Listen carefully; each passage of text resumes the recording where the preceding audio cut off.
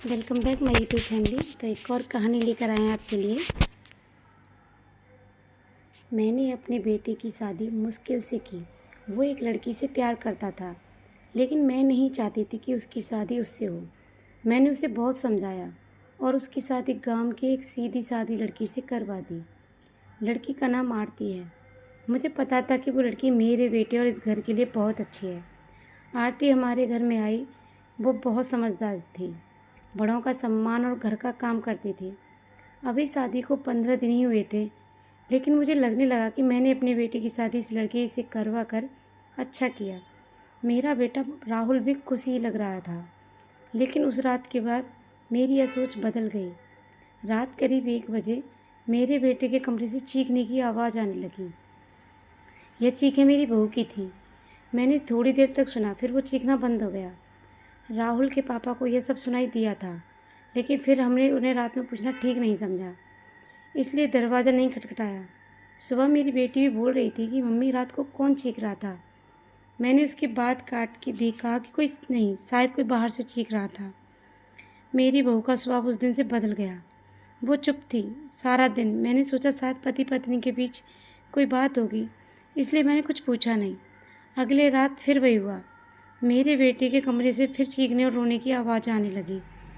इस रात वो आवाज़ करीब 10 मिनट तक चली।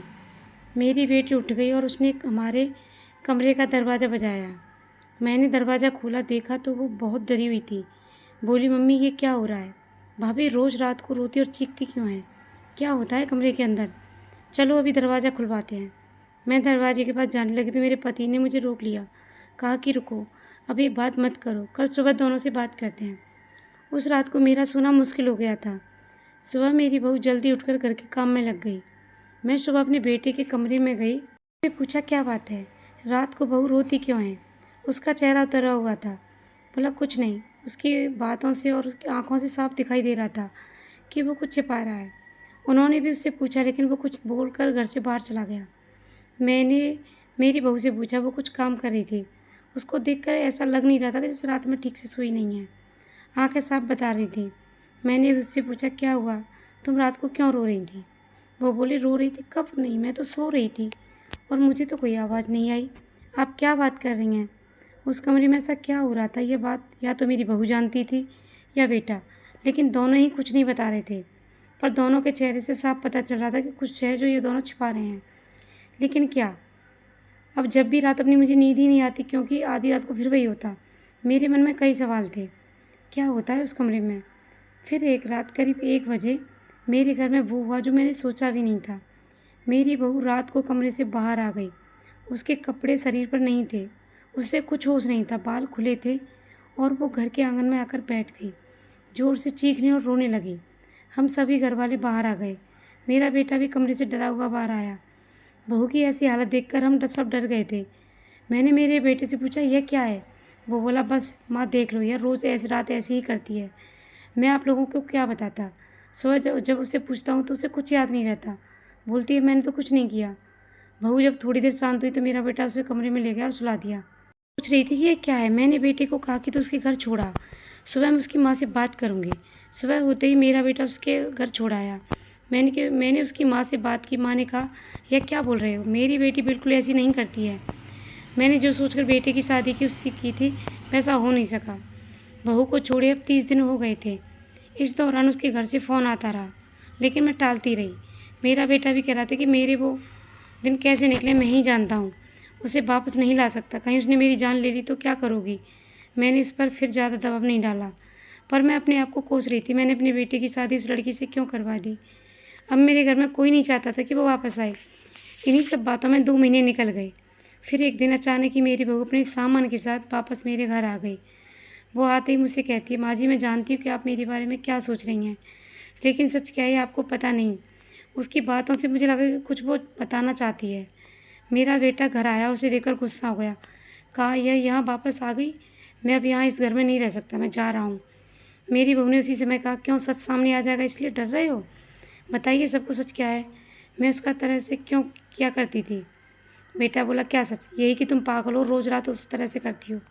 बहू बोली कि माँ जी, आज अगर सबसे ज़्यादा दुखी और परेशान है तो वो और कोई नहीं, मैं हूँ। मैंने अपने पति की बात मानी, उस पर विश्वास किया।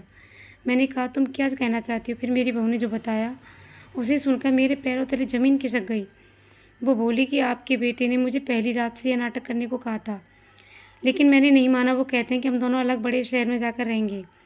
उनको कहा अगर ऐसे मेरे घर वाले मुझे नहीं छोड़ेंगे, लेकिन तुम इस तरह का नाटक करोगी तो वो डर जाएंगे और फिर हम दोनों अलग रहेंगे। पहले मैंने बोला कि यहाँ सबके साथ अच्छा है, लेकिन फिर जब वो मुझसे बात नहीं करते थे तो मुझे उनकी बात माननी पड़ी। और फिर मैंने जब सब नाटक किया तो इन्होंने मुझे घर छोड़ दिया। मुझे आप सभी की नज़रों में पागल और न जाने क्या साबित कर दिया। उसके बाद मेरा फ़ोन भी नहीं उठा रहे। मैं उनका इंतज़ार कर रही थी, लेकिन वो नहीं आए। मैं समझ गई कि इन्होंने मुझे बेवकूफ़ बनाया है, मुझसे झूठ बोला है, यह मुझे अपनी ज़िंदगी से भगाना चाहते थे। मैं इस बात को समझ गई। अब मैं खुद ही इनसे दूर चली जाऊंगी, लेकिन मैं चाहती थी कि सच आप सभी के सामने आ जाए। बहू की बातों पर पूरा विश्वास हो गया था। मेरा बेटा बोला, तुम्हें इस रखना है तो रखो, मेरी शादी तुमने इससे नहीं होनी थी जिसे मैं चाहता था इस गांव की लड़की से करवा दी। मैं चाहता था कि यह भी यहाँ से चली जाए। तुम परेशान हो, सोचो यह मैंने क्या किया। अब भी इसे अपनी अपनी पत्नी नहीं मानता। मैंने मेरे बेटे को कहा कि बेटा तुझे इस घर में रहना है या नहीं, इसका फैसला तू कर ले। मेरी बहू इस घर में ही रहेगी और इसे इसका हक और इज्जत नहीं देगा, वो इस घर में नहीं रह सकता। तू इस तरह का की साजिश कर सकता है, वो भी सिर्फ अपनी माँ से बदला लेने के लिए। एक भोली लड़की को कुछ भी करने को कह सकता है।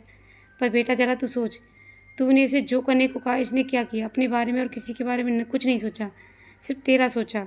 सोच ऐसी पत्नी कहाँ मिलेगी? तू बहुत बड़ा अभागा है जो इस लड़की को छोड़ेगा। मैं बहुत खुश थी। मैंने अपने बेटे के लिए हीरा चुना था, लेकिन शायद मेरा बेटा ही उसके लायक नहीं था। मैंने बहू को प्यार से गले लगाया। मेरा बेटा भी कहीं नहीं गया। थोड़े समय तक ज़रूर नाराज़ रहा, लेकिन मुझे पता था उस लड़की से कोई प्यार किए बिना कैसे रह सकता था। आखिर धीरे धीरे सब ठीक होने लगा। तो आप लोग बताना कि आपको ये कहानी कैसी लगी। अगर आपको ये कहानी अच्छी लगी तो प्लीज़ अच्छे अच्छे कमेंट करना, और हमारे चैनल पर नए हो तो प्लीज़ हमारे चैनल को सब्सक्राइब करना, लाइक करना, शेयर करना। Thank you so much. Bye bye everyone.